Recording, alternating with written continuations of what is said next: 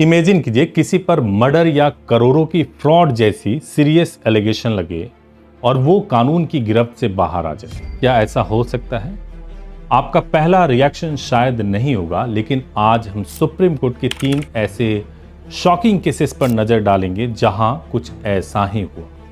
ये वो केस है जिन्होंने हमारे जस्टिस सिस्टम की समझ को चैलेंज किया है और इसको समझना बहुत जरूरी है। नमस्कार, मैं हूं एडवोकेट सुभाष सिंह और आज हम सुप्रीम कोर्ट के 3 हैरान करने वाले मामले को जानेंगे। इनमें मर्डर और करोड़ों की धोखाधड़ी जैसे गंभीर आरोपों में फंसे लोगों को या तो बेल मिली या वो कंप्लीटली बरी हो गए।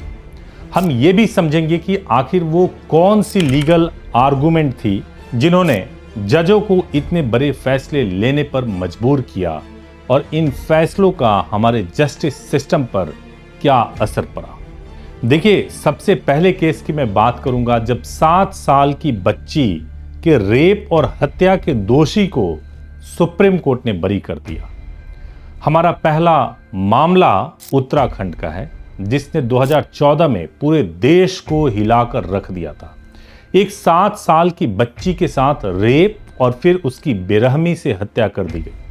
इस केस को लोगों ने लिटिल निर्भया का नाम दिया और सड़कों पर भारी गुस्सा था। मामले की गंभीरता को देखते हुए ट्रायल कोर्ट और फिर उत्तराखंड हाई कोर्ट दोनों ने आरोपी को दोषी मानकर मौत की सजा सुनाई और ऐसा लगा कि इंसाफ हो गया। लेकिन कहानी में असल ट्विस्ट तब आया जब यह केस सुप्रीम कोर्ट पहुंचा। 2023 में मोनू बनाम उत्तराखंड राज्य मामले में सुप्रीम कोर्ट ने निचली अदालतों के फैसले को पूरी तरह से पलट दिया और आरोपी को एक्विटेड यानी बरी करने का हुक्म सुनाया, आदेश दिया। अब सवाल यह है कि सुप्रीम कोर्ट ने ऐसा क्यों किया?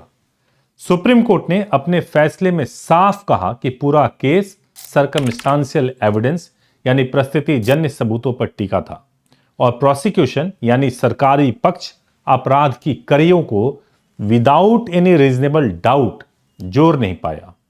कोर्ट ने इन्वेस्टिगेशन में हुई कई बड़ी गलतियों को उजागर किया, जैसे जिस गवाह ने आरोपी को आखिरी बार बच्ची के साथ देखने का दावा किया था उसकी गवाही की क्रेडिबिलिटी नहीं मानी गई। इसी तरह केस के डीएनए एविडेंस में भी कई खामियां मिली। तो ये एक बहुत इंपॉर्टेंट है केसेस को समझना भी। और सुप्रीम कोर्ट ने एक बहुत ही जरूरी सिद्धांत दोहराया, डेथ पेनल्टी एक ऐसा दंड है जिसे बदला नहीं जा सकता, इसलिए इसे सिर्फ रेयरेस्ट ऑफ द रेयर मामलों में ही दिया जाना चाहिए। अगर प्रोसिक्यूशन के केस में जरा सा भी शक हो तो इतनी बड़ी सजा देना सही नहीं है।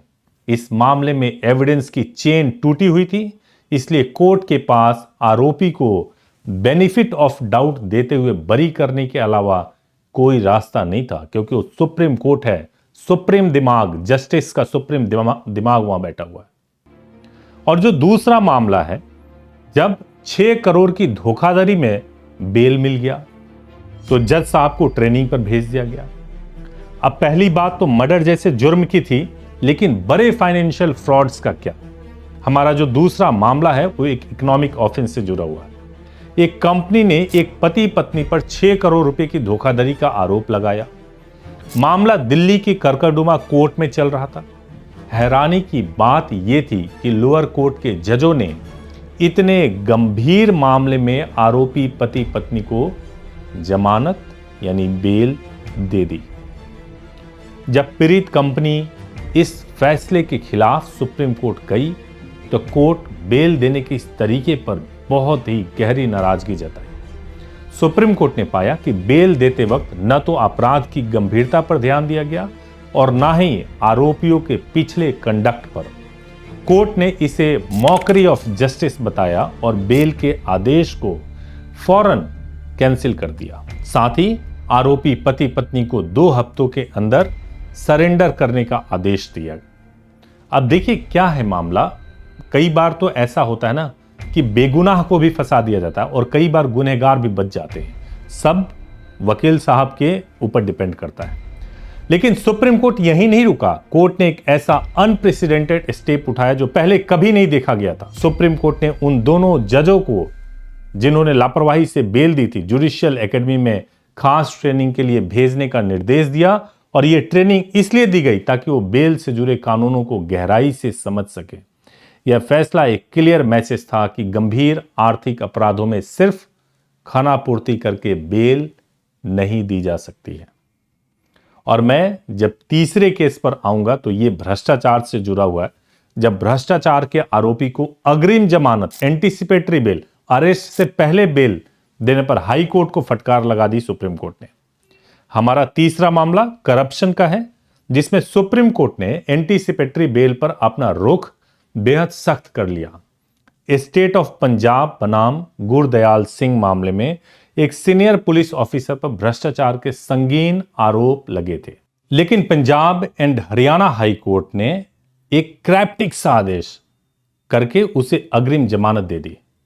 हाई कोर्ट ने अपने आदेश में यहां तक पूछ लिया था कि 4 साल बीत जाने के बाद भी आरोपी को गिरफ्तार क्यों नहीं किया गया। और जब यह मामला सुप्रीम कोर्ट पहुंचा तो कोर्ट ने हाई कोर्ट के इस ढीले अप्रोच की आलोचना की। सुप्रीम कोर्ट ने कहा कि करप्शन और गंभीर इकोनॉमिक ऑफेंसेस में एंटीसिपेटरी बेल देना कोई आम नियम नहीं है, बल्कि एक एक्सेप्शन होना चाहिए।